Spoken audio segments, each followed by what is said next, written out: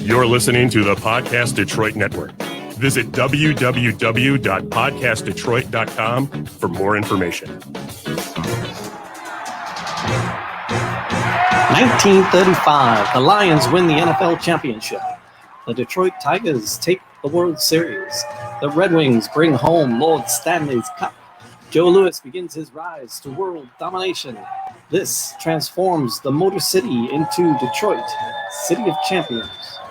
Here we go. Detroit City of Champions, the podcast. I'm Jamie Flanagan. Charles Avison. And we are unfolding the story of the 1935 year. Along with us on the far side of the table, Tom Urick. All right, Tom.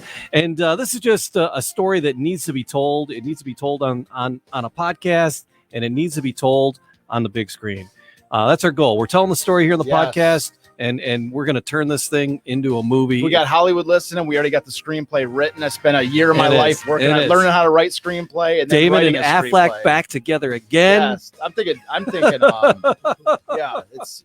It's Ryan Reynolds. They're all lined up. It's everybody's. No, I don't know. I'm thinking Tom Hanks because he loves Tom Hanks loves the 30s and 40s stuff. He did Band of Brothers. The movie is written in the same sort of style as a Band of Brothers style. It's like Band of Brothers, but just a sports movie. That's the way I wrote it. He's got that old timey thing down. Nowadays. Yeah, he loves doing that kind of stuff. So maybe I was, like Tom Hanks, I think it'd be a good fit. If I have a bunch of directors in front of me and producers, I'm like, Tom Hanks, Steven Spielberg. They got to interview us. Maybe we have them on the podcast one day. Spielberg, Tom Hanks, we like in studio, sit next to Tom. I would like it a lot. But so Charles, you good? Everything? How's your world, man? It's good. I'm good. I'm doing a little Bitcoin trade. It's a little ugly today. We just dive right into it. We get so excited about the sports. I'm glad to be doing this show right now because I've been doing Bitcoin for the last little bit. I've been doing pretty well up until today was an ugly day. And it was like it's a Bitcoin a little distraction from watching the number just plummet all day. Does it have to do with the change of administration, or is it just the banking world having fun with your Bitcoin? From what I hear, there's some big whales out there that have been buying and selling and tanking the market so they can buy in super low and start new hedge funds with Bitcoin. And I don't know. Who knows? Well, if it's really low, now's the time to get in. Now, if you're looking to buy into Bitcoin, and that now is probably now, or maybe even wait a little bit because I think it's the ticker's still going down. Oh yeah, the spiral. Wait until after the show's over and then jump in. So that guy trying to crack open that thumb drive that has like what's the $2.15 million or something of Bitcoin on it. Yeah, you can't remember the damn password. Yeah, whatever. Yeah, I don't know.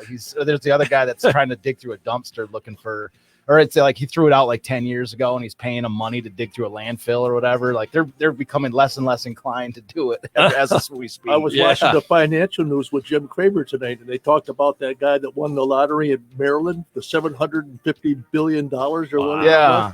And he was recommending what to buy. And what do you think he recommended? Bitcoin. I still recommend it. I'm in it. I wish I just had more money because I'd be buying more. Maybe that's just like some kind of an addiction or they something. They had Bitcoin in 1935. Yeah, they're like it's. I wish, like I say, if I had a little more money, I'd buy more. Like it's some kind of a problem. I don't know, but we'll see who's laughing last when I got $1 million. That's I'm about to get $1 million off. But there's we just want to thank everybody who's hanging out with us. You guys come and hang out, and I appreciate you guys being here and talking about this story. And then the people who either watch it on YouTube or Facebook, and then the audio podcast. If you haven't subscribed, please subscribe to it. That helps. Leave a comment. That is massively helpful. We appreciate all of those. And as we talk about the different sports, everybody loves different sports for different reasons. We talked about the Tigers. We talked about the Lions. We're not done with any of these teams by any stretch of the imagination. You can always go deeper, and there's always more players to talk about, more stories to tell. But we finally got to the Red Wings, and we're talking about this is a fun one. Yeah, our Red Wings. We dove into the birth of the NHL, and then how those Cougars moved from Victoria. What's funny about the Victoria? Nothing. I'm laughing that I remembered it correctly. Oh, okay, good. No, that's and Cougars is just funny to me. I was trying to tee some up for you. Cougars is just funny to me. And then so the Cougars are here, and they're becoming the Red Wings, and that's kind of where we're at. We're meeting the players. Where we left off last week, to be a little to take it specifically. Yeah. Was Jack? We discussed Jack Adams, the player. Last week it was Jack Adams, the player. Yeah, the Hall of Fame player. Yeah. And so we talked a little bit about how, a lot of times we hear the name Jack Adams. If people remember the name, they'll remember him as like the old man that built the Red Wing, that had that with Gordie Howe. He had some disputes with Ted Lindsay and all these different things. That's sort of the Jack Adams a lot of people remember. But the Jack Adams that we're talking about, we talked about last week, was Jack Adams, the player who was there in the earliest days of hockey, the hockey equivalent, like for baseball fans that maybe aren't so inclined to hockey. This is the era there's like an era of hockey that is like the same kind of like nostalgic era as like the Ty Cobb era in baseball. And so like, this is like the sort of Ty Cobb era of hockey. And Jack Adams was a Hall of Famer in that era. So like he was a star. He was a superstar in his day. And where we left off at the end of the show last week was Jack Adams. We left off with a quote about Jack Adams getting a job. The Victoria Cougars had moved from Victoria, Canada to Detroit. And so in their first season, the Detroit Cougars were dreadful. And Jack Adams, I listed off the issues that they had when Jack Adams was arriving. They had no stadium. The team played in Windsor. Right. Their best player, Art Duncan, had left the team, and Detroit was in last place to finish. So it was literally Jack Adams was taking over an organization that was at the ground level. I mean, this is only their second year in the NHL. Hockey itself is, hockey had been around for some time. I mean, it's kind of like baseball, stretched all the way back to the 1800s. Yeah. But the NHL is, they're just, they're just still introducing the game to an American audience. And so this is like the very beginning of the NHL as we know it. And so that's why it's kind of a cool, that's where we left off. Yeah. And just as, so the Detroit team's in last place. They have no arena. Their best player's gone. And as we're going to see this week, in very short span of time, all three of those issues are going to be resolved right off the bat. All right. Okay.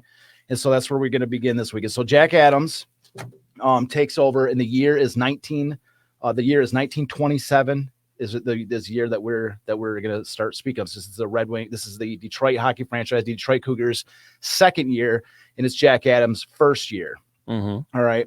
And so right off the bat, the problem with the arena is resolved because they've been building an arena for this Detroit hockey team. I didn't know that. The old Red Barn.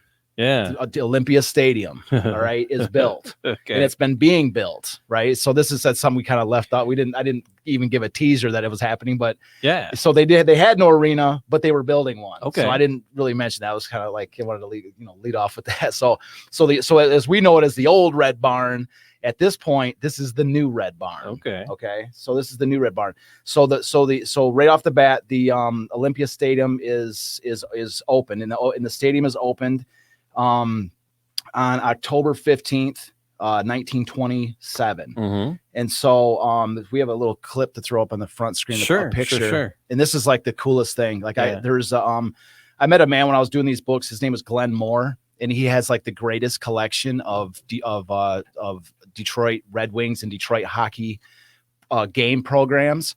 And he like just let me borrow them. Like this guy, he gave me a stack of game programs, and I'm looking through them. He's like, here, like I talked to him, we were cool. He's like, yeah, I got these game programs you can use for your book.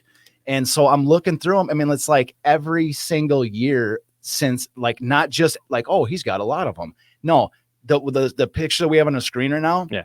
The very first event at Olympia Stadium, which stretched across the course of a week from October 15th to October 22nd, was a rodeo.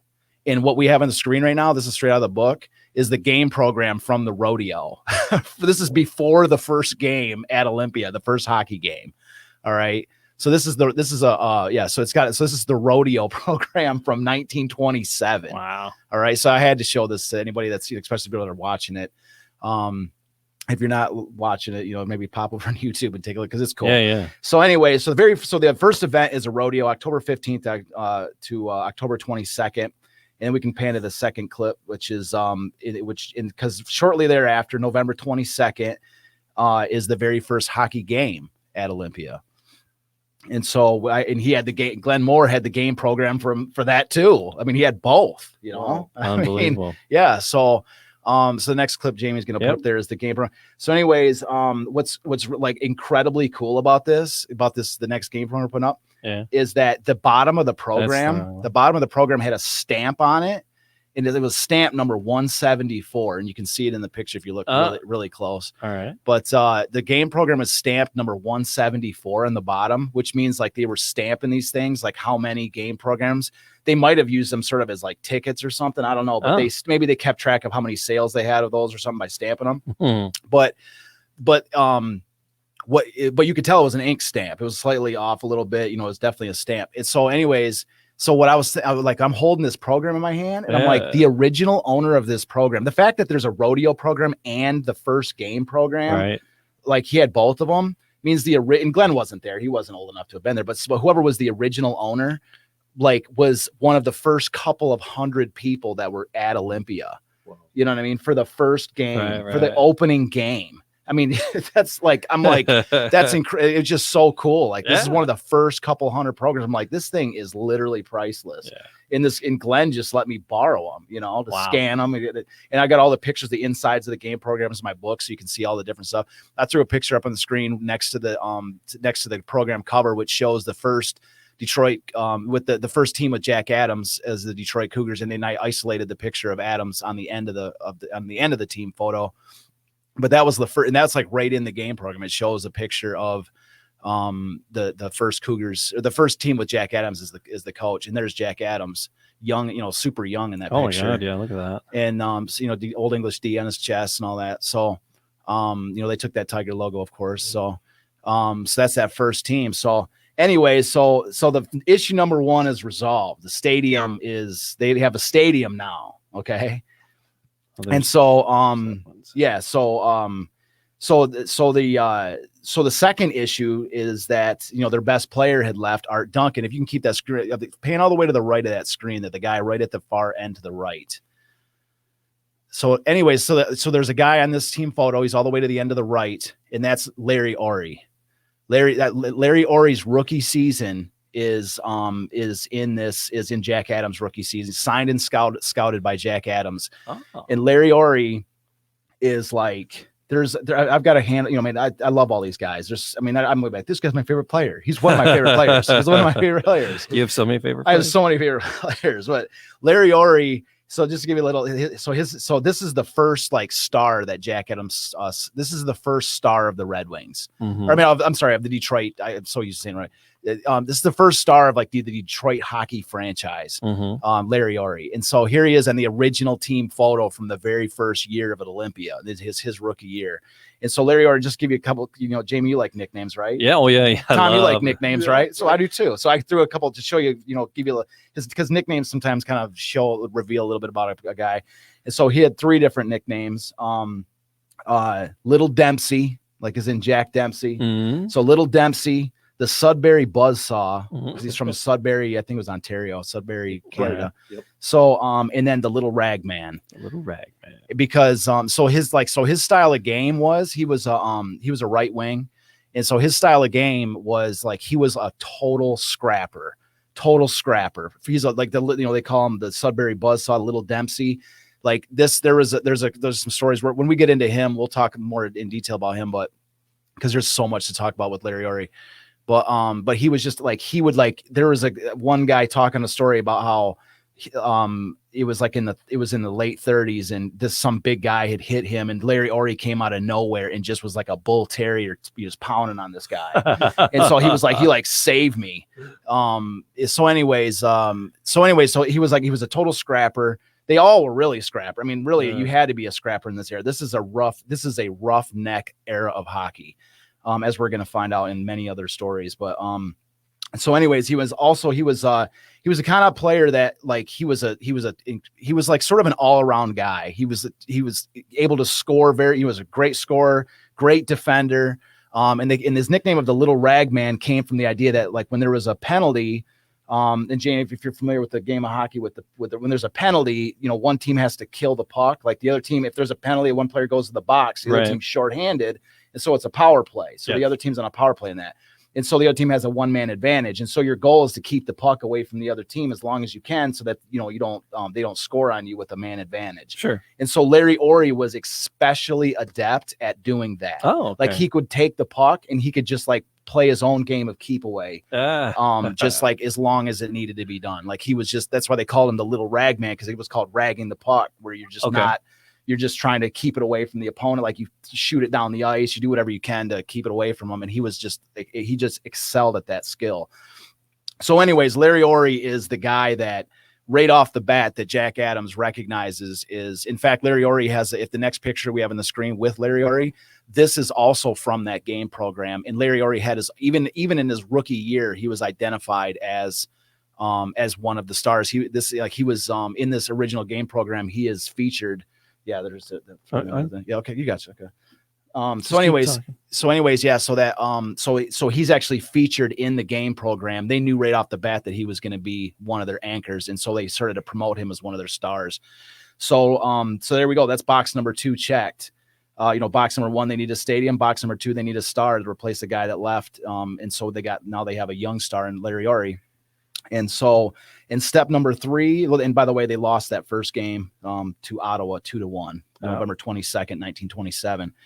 I want to finish one other thing before so what's also really interesting about when Olympia Stadium opened up, which a lot of people might not know this, is that only a month before, on October 22nd, so a month before the very first hockey game at Olympia, a month to the day, October 22nd, U of M, the big house, opened up. Oh, so the big house opened up a month before Olympia Stadium to sort of put so that's what's so cool. And what's really cool is that U of M sent their band to play on opening night at Olympia. Oh. So the U of M band was there playing, and then in between periods, they had figure skaters entertaining the crowd. It was a sold out crowd, 15,000 at Olympia. 15,000 you could fit in there.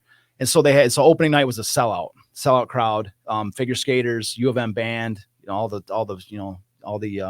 Larry Ori. And so anyways, so after all that, this corrects the final issue that Jack Adams faced, with the team was in last place, because in this season they finished in second to last place.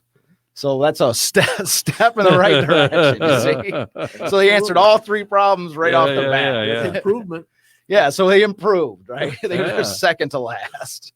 So like I say, the stadium solved. They got a star, and now they have one a little bit better than the previous year. So Jack Adams accomplished it all in the very first year. So so that's they achieved that sort of low bar to start off Jack Adams' first season. But there was much more work to be done in order to raise that bar. And so to achieve that, and this is also takes place in 1927-28. This is Jack Adams again, first year.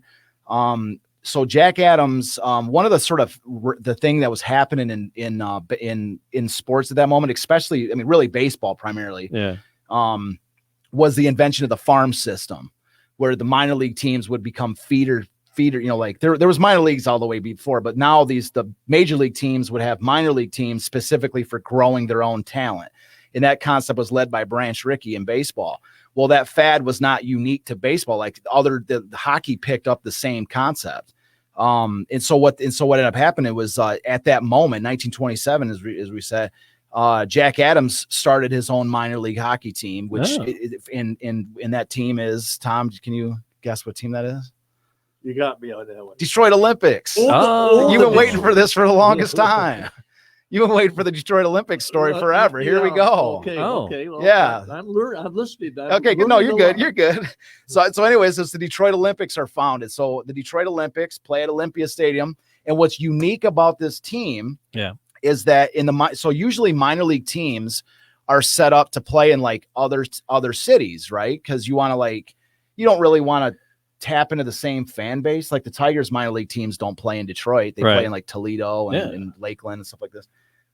So anyways, so you usually want to spread your minor league teams out around the country because they draw their own revenue. They draw from their own unique town or city or whatever. But Jack Adams was the only person in the country at that time, the only person that had the only team that had their minor league team playing at the same, not only the same city, but the same building, the same site. That's correct. Yeah. So the Detroit Olympics also played in the same ice at Olympia Stadium. Ah.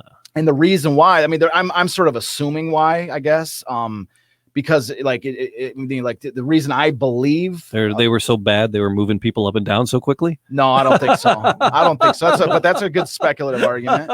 So I speculate that the reason is that Jack Adams wanted to have like personally oversee the development of his players.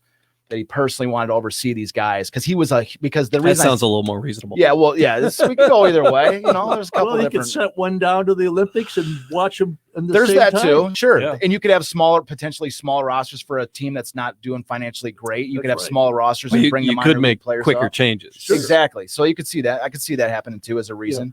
Yeah. But the reason that leads to the reason I made that conclusion is because Jack Adams was like obsessed with scouting and player development, like especially scouting. Like there's an article towards the end of the in the 1935 when they get to the finales of their seasons. I don't want to give away the ending about what happens to the Red Wings, but when towards the end of their best part of their season, Adams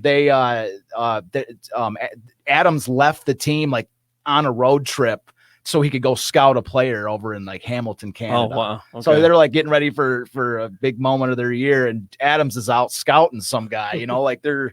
So that's, I mean, like he was like tenacious about player development, finding the next big thing. Yeah. And so anyways, so that's what leads my thoughts to that, is that he did it so we could have a personal. Are they still the Cougars at this point? They're still the Cougars. Okay. They're still the Detroit Cougars. And they went through. It's only through their first year with Jack Adams. Did they go through a couple name changes? From what I recall from like our earlier top of the thing. So we're still the Cougars. We're still now. It's the second year in Detroit for the hockey franchise. Adams' first year, and they are still the Cougars. But they got that red and white. Red and white. They kept the color of the Cougars. Yeah. Then they brought the big D.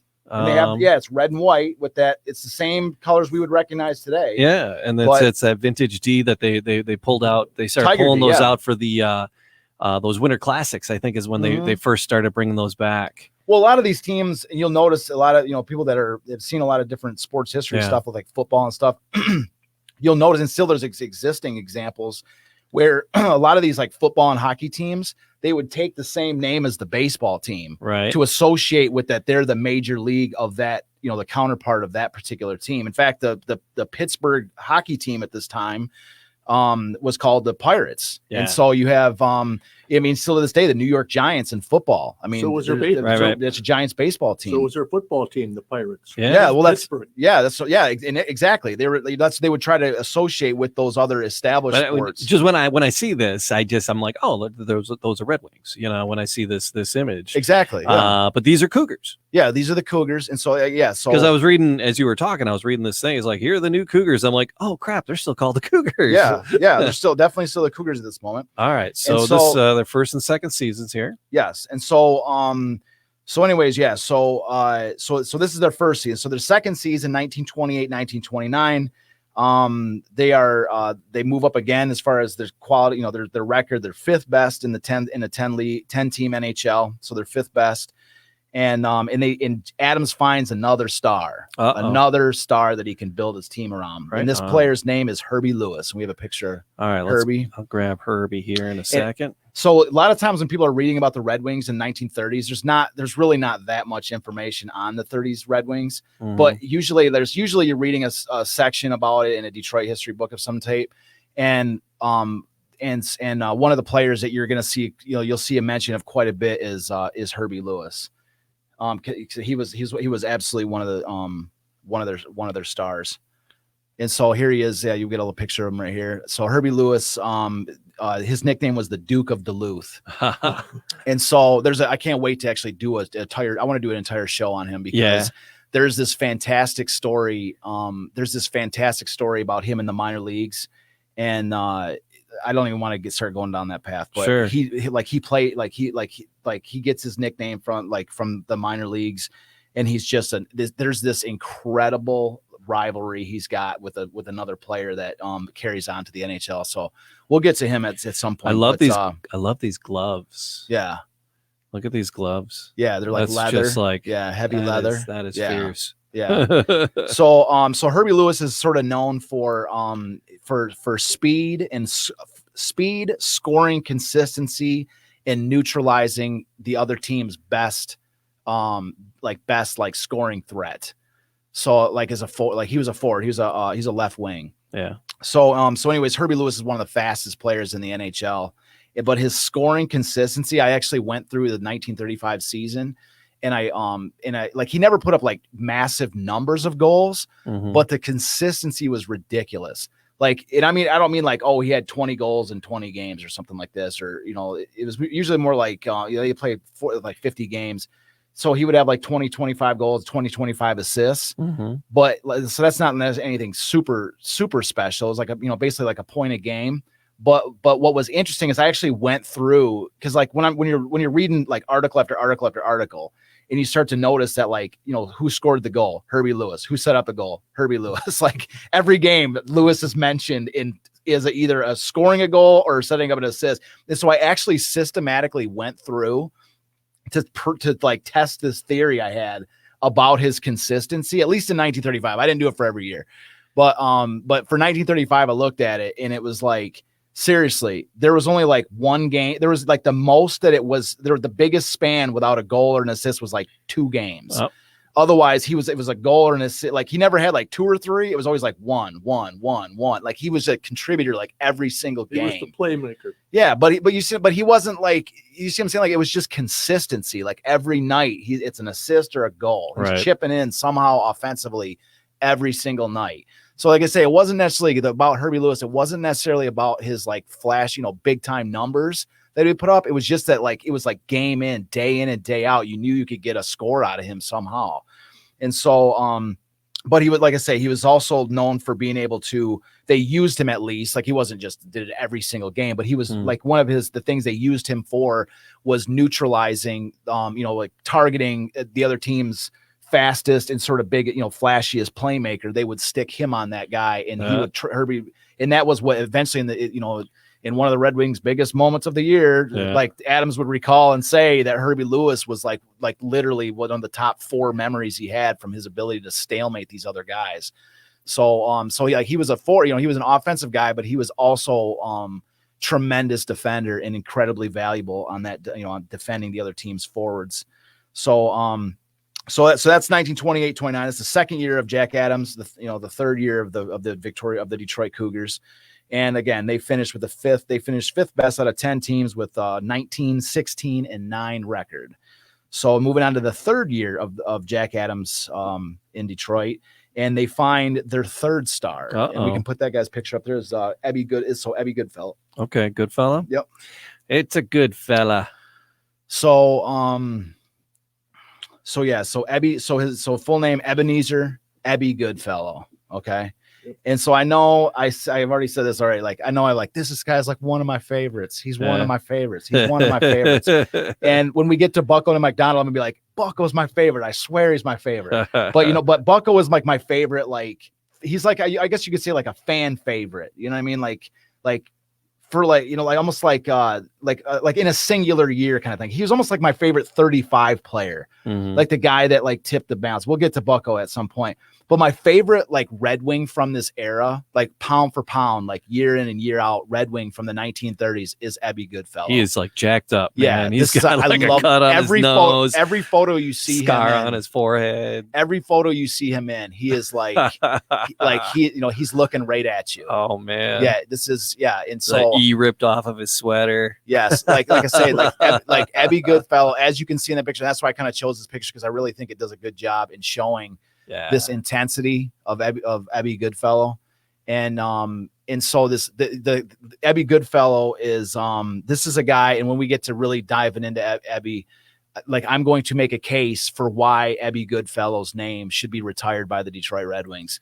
And not only going to make that case, I'm going to make it emphatically. Okay. Like I'm going to make this case. And like when we make the movie, when we make whatever, like I'm going to continue the Ebby Goodfellow jersey retirement for, there's no reason. Did they have numbers? Absolutely. Yeah. He's I believe number 5. All right. Because you said his name and I didn't know. So retire his number. Yes. So retire his number up in the, so, the idea with retiring a number is that a player, they were so good wearing that number that nobody will ever, nobody will ever contribute at the same level wearing that number again. Thus it's got to be retired. Yep. And the other thing, the advantage of having that jersey retired is that fans for the rest of time can see that name and be like, hey, Dad, hey, Mom, who's Goodfellow? Who is that guy? Right. And then it takes them back. Oh, I don't really know. Let's look him up. You know what I mean? Like it gives you a reason why, you have an ever-present reminder at the games of, keeps the history alive for these teams. Yeah. And the Red Wings, they have no jerseys retired for the 1935 Red Wings. Really? There's not a single, but here's the thing. I take that back. Number 6 with Larry Ory is retired. Jack Adams and Jim Norris retired his number when they were at Olympia. And when they moved to Joe Louis Arena, the jersey got lost or something or other. Nobody knows exactly what. There was this big campaign in the newspaper to hang his jersey back up in the rafters, and they never did.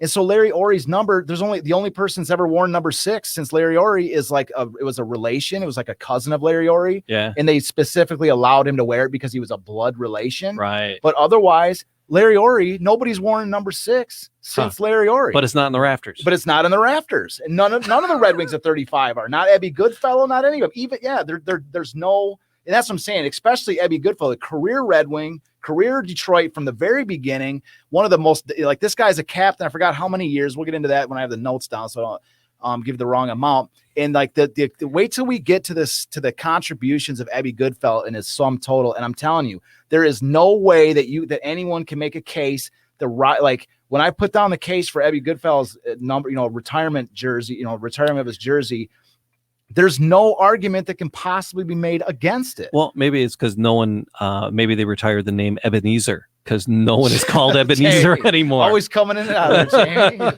Yeah, that could be the reason. But Ebby's a great nickname, man. That's such a cool name, Goodfellow. So, anyways, Ebby Goodfellow he comes up through the ranks. This is Jack Adams' first success with his minor league development system.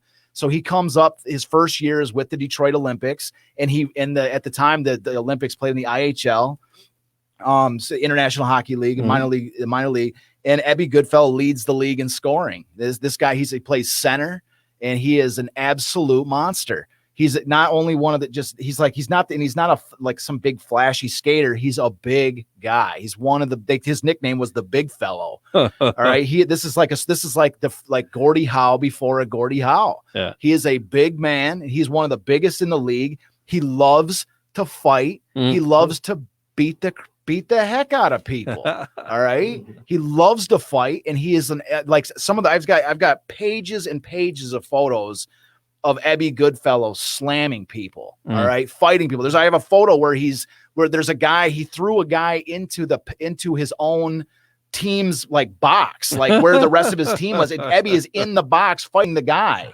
Okay. There's Ebby is a monster. I love that.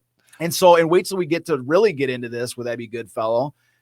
Because when he gets into these, when they're battling against the Chicago Blackhawks, the Blackhawks have a couple of guys. They have this Russian on their team that is and also a big bruiser type. And Ebby and him go at it repeatedly. Them two hate each other. And I wrote him into the screenplay is like that too. With this, he's one of my main characters.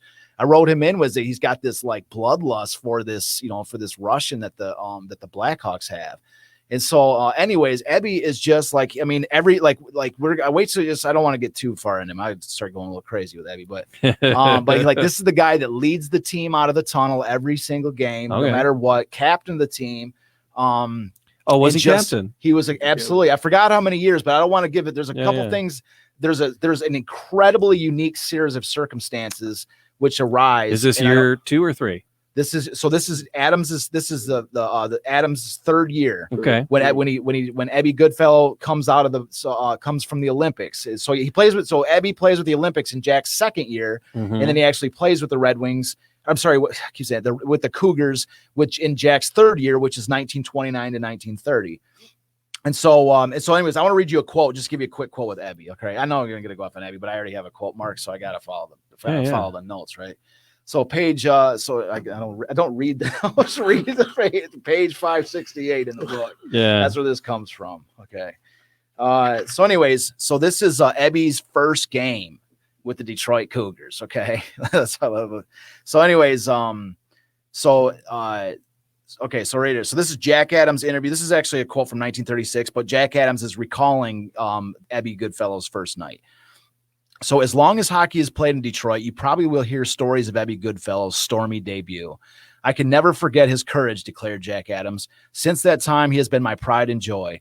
Ebby was a tall, gangling kid who weighed about 160 pounds when he broke into the Olympics in 1928. He led the International League in scoring his first year with 34 points. He was a natural from the start. Here, Adams took a deep breath and recounted Ebby's first season with the Red Wings. Ebby was a rather pale-faced kid, said Jack. In the first few games he played with the Cougars was against Boston. A few of the old-timers, including Eddie Shore, decided they would strike fear into his heart early. That first night, they must have knocked him down 40 times, but he kept getting up and coming back at them. It wasn't so many nights after this that the Maroons, with their famous S-line, Siebert, Stewart, and Hooley Smith, came to town. Here was the most feared line in hockey, and what happened the night they ran into Goodfellow can never be forgotten. Siebert on a rush caught Harvey Rockburn under the Rockburn played for the Cougars. So Siebert on a rush caught Harvey Rockburn under the chin with the butt end of his stick. Rocky crashed on the ice on the back of his head and was knocked out. We feared for his condition. Before anyone realized what was happening, Goodfellow tore into Siebert and floored him with one punch. Stewart rushed to Siebert's aid, and Ebby dropped him, also with one punch. What a beginning for a kid. And when you look back at that start, you don't even wonder he's the hockey player he is. Ebby, too, remembers that night very vividly. I can never forget sitting in that penalty box between Stewart and Siebert, he said. They were making all kinds of threats, and I must admit I was scared. So Ebby knocked out, punched two guys, two of the most feared hockey players, at that time, in his very first, in his very first, one of his first games, his debut. So they got him on the. And I mentioned Eddie Shore in there. Eddie Shore was also Eddie Shore is probably the most feared, one of the most feared. Man, I've read so many articles about him. Eddie Shore and he's played for Boston. Yeah.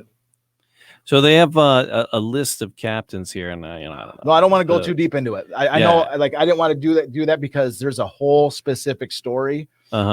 We'll get to that. We'll get to that in a couple episodes. Because Dylan Larkin was just named yes. Captain, and he was the 37th, 47th captain of the. Well, why don't you know what, Jamie? Why don't we give him a teaser? 37th captain. Yeah, give him a teaser. I'm not going to say anything. Larkin is the 37th captain. I'm not going to say anything, but I want you to read. You're going to do a teaser just by reading off the years that Ebby Goodfellow was the captain. Well, this one, it says only one. No, that's why I'm saying this list. No, that's absolutely not. Well, that's why I'm saying. That's why I was asking. I'm trying to find another list because I'm going to guess that one's correct. like wrong.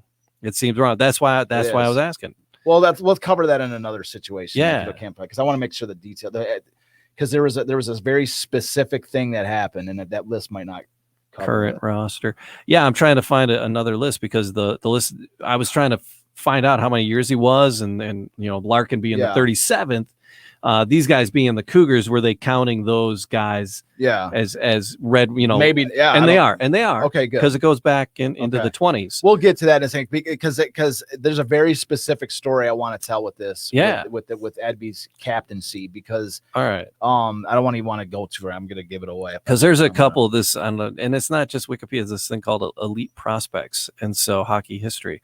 And so we'll do some research. Yeah. And I'll find a couple of lists and try to sort that out. Yeah, I mean, I'll have there's a whole story that dives into it. There's a whole story that his captainosity. Yeah, it's a story that I've never I think it's unique in hockey. I don't think it's ever been done before with regards to somebody's captaincy.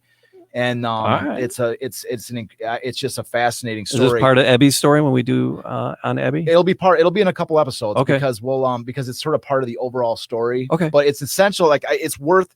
I'm not just going off on a tangent when I spend a little extra time talking about Ebby, because he is a central figure in this story, and his captaincy is going to like him getting the captaincy is like a story unto itself. And it was actually, they use it as a tool. And I will get to that. I don't want to get. I start talking about it, we give it away. But but Ebby's a central figure in everything that goes on from here to the end of the till till whatever good things happen at the end of their 1935 season, not to give away anything. I didn't mean to digress. Yeah, no, I digress. I'll go off on tangents all day long, man. That's like what I'm known for. So, but anyways, so Abby, so they get Abby. Okay, they find Abby. And so, and the year before he gets, like I say, he comes up from the Olympics. He has he has his first season, with the Detroit Cougars, and so now Adams has really got his third sort of star that he's building this team around. So anyways, so this is 1929-30, and this is again Jack Adams' third season with the team, and so this season they kind of regressed. They're the third worst team out of 10 teams, and now the Great Depression hits. This is 1929 to 1930. The Great Depression hits, and so now just to show you, so Adams is pretty much running everything now. He's not just a coach, he's not just a GM, but he's like kind of like he's like the custodian of the entire team. He's not the owner, but he's almost like a de facto owner. Like he's just in charge of making this thing go at this point. And so anyways, so the Great Depression hits and the team's finances are just absolutely awful. And so, anyways, to show you one last thing about Ebby, how valuable Ebby was, is that Boston at this moment offers Jack Adams $50,000 for Ebby Goodfellow. And as we recall, Mickey Cochran was sold in 1930, at the end of 1933 for $100,000. Right. And this is 3 years before that. So $50,000 at a time in the Great Depression. And Adams is struggling with money in the Depression, and he turns them down. Wow. He's like, no, like Ebby's, we're not selling him.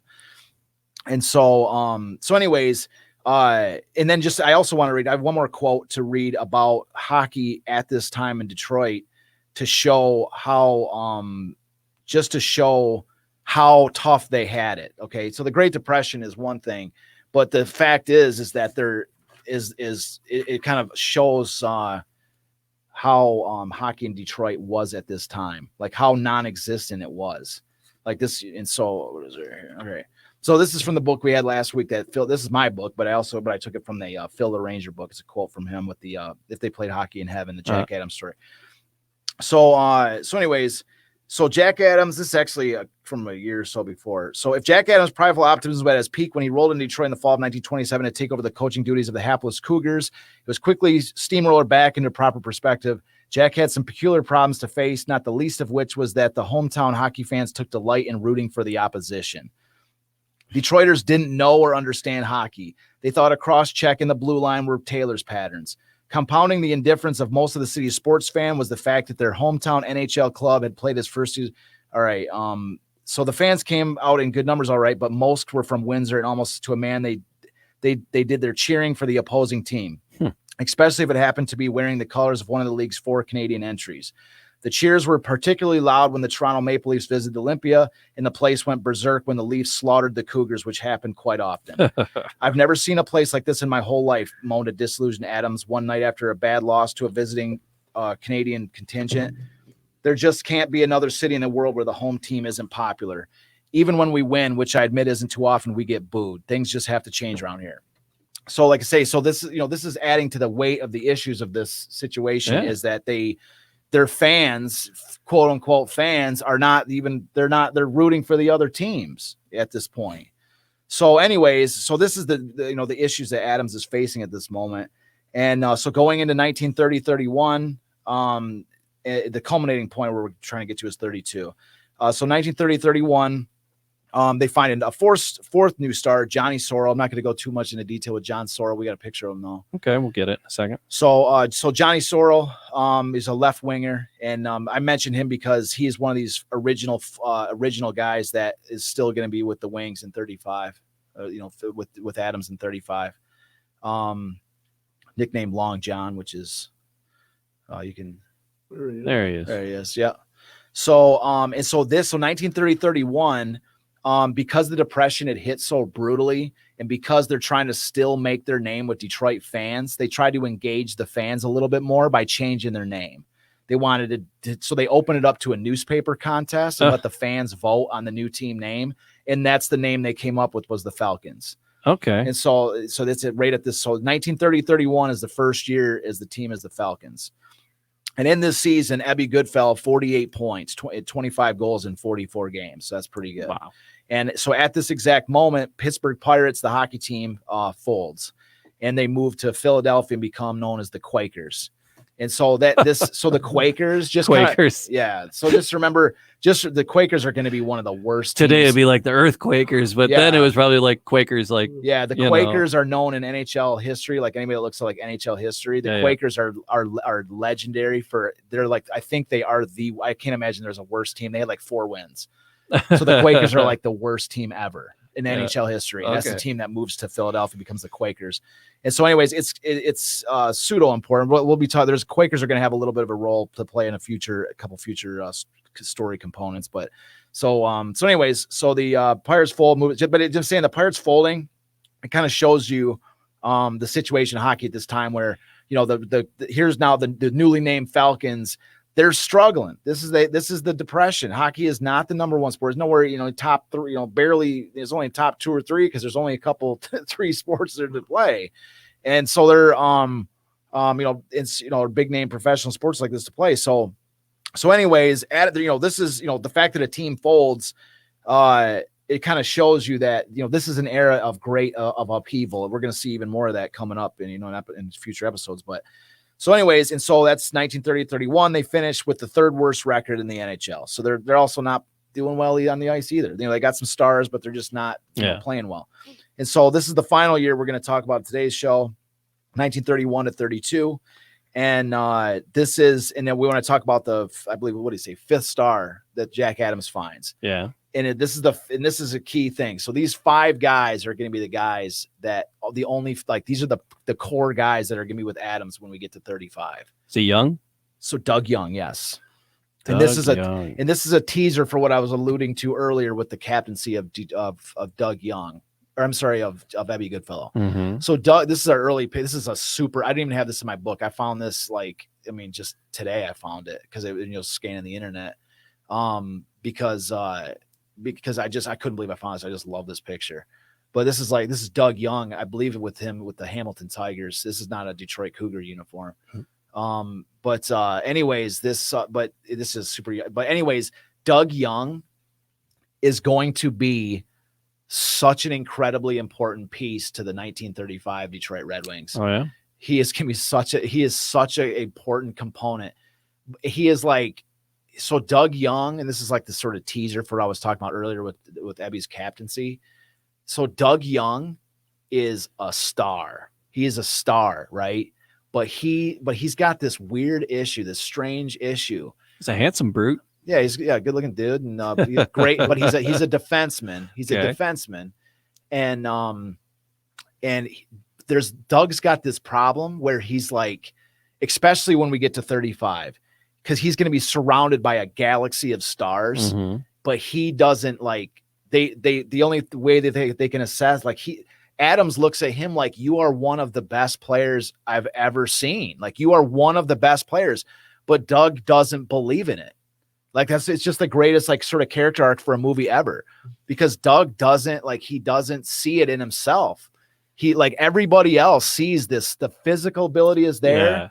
The skill is there. And he's kind of defers to everybody else because everybody else is the star. Ebby's a star. Herbie's a star. Ari's a star. As we're going to see in the, Marty Berry's a star. Everybody's all these stars. But Doug doesn't see. Adams is looking at Doug Young saying, "You're the most talented guy we have. Why you are a star amongst stars." Yeah. But he wasn't, but he deferred. Does somebody pull him out of his shell? Something has to happen to convince Doug Young. Come on, Dougie. That he is in fact not just a great player, but he is the guy. They've got to do something. That's the best teaser I'm going to give you, unless you read the book, and then you can just go right to the answer. But it's a feature, it's a focal component of what's going to happen in 35, but he is an incredibly talented player. but he just doesn't like, and he plays well. It's not that he Yeah. doesn't play well. He's just that Adams wants him to kick it up to the superstar status that he knows he's capable of. And Doug just doesn't like, he just is always, he's just really deferential. He's just really like, he'd rather just play a good game than like sort of max out and play an amazing game. Right. And that's sort of like, that's like an ongoing issue with Doug Young, like all the way through to 1935.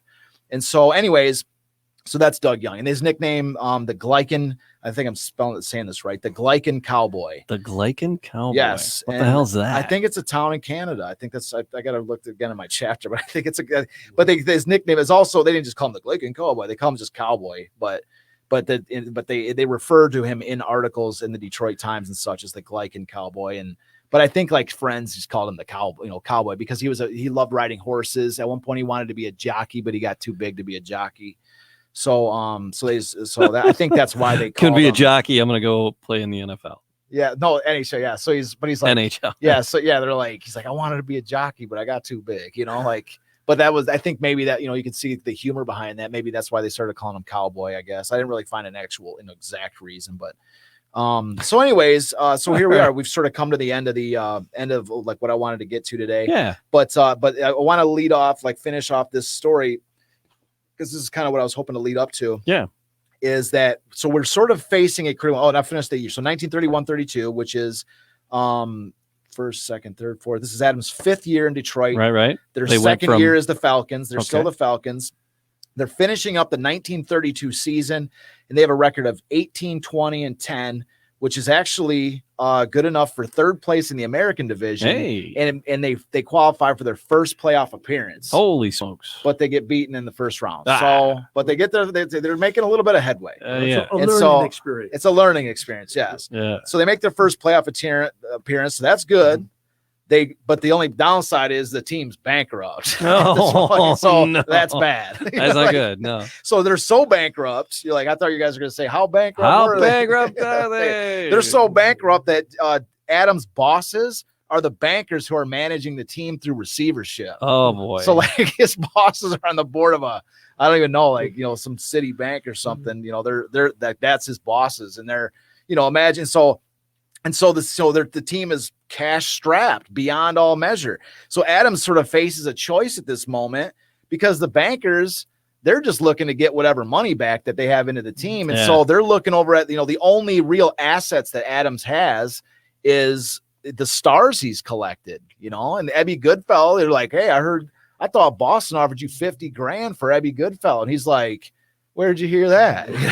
Who's telling you them lies? You that I didn't hear anything about that. And they're like, we have it on good authority that Boston's offered you $50,000 for Ebby. He's sneak in the house with that $100 bottle of bourbon. Your wife's like, I thought you had plenty of bourbon already. He's like, no, I didn't hear that from. So, anyways, so their banker. So Jack Adams is in a tough spot because he knows he's assembling this core of stars. Right. And so and it's taken him 5 years to get to this point where he's built up these guys. And these bankers want to sell him off. And so that's the situation he faces, which is we can either sell the stars and become, and prolong, this team's existence by a little bit, or I can keep the stars, but the problem, so here's the thing. If he keeps the stars, they basically go bankrupt. They go broke now. Yeah. Like the team's done. But if they sell the stars, they can carry on for a little bit longer, but he has no stars and the team's going to become irrelevant and they're going to fail anyways, no matter what. So that's the situation that they face right now. What are they going to do? That's where we're going to leave the listener hanging into the next week, to the next show. Yeah. All right. So, I mean, do you sell off some of the stars? Do you fight and keep them? And how do you become a profitable? Or do you pray? There's a third option. There's the prayer. There's the prayer route for a hero. For a hero to come to town. You're praying that Bitcoin turns things around for you. And Bitcoin didn't exist at that point, but there's an equivalent force which you say, please, Lord, let a rich, diehard hockey fan with a grudge come to town, buy the team, and have a on-ice war to wage with another owner and be willing to spend millions of dollars doing so. That's the prayer that Jack Adams was asking for. Good Lord. And we'll find out next week if his prayers were answered. We're out on Grand River. That's it. Yeah. Hat in hand, asking for some handouts. Oh yeah, asking for handouts. Yeah. So, all right. So just thanks for hanging out with us.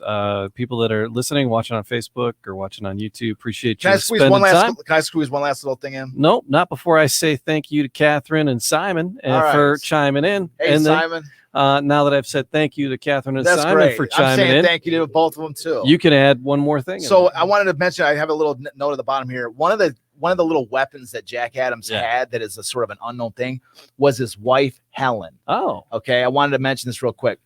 In his scouting and development world, Helen Adams grew up in a family of 7 brothers that were all diehard hockey fans in Canada. Sounds like my wife. And she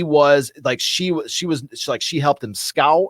She, like, when he was on the road, she would send him reports about all the Olympics games that he did not see. Oh, she was a major major factor in the career of Jack Adams. And I love that. See her appear in numerous pictures with him.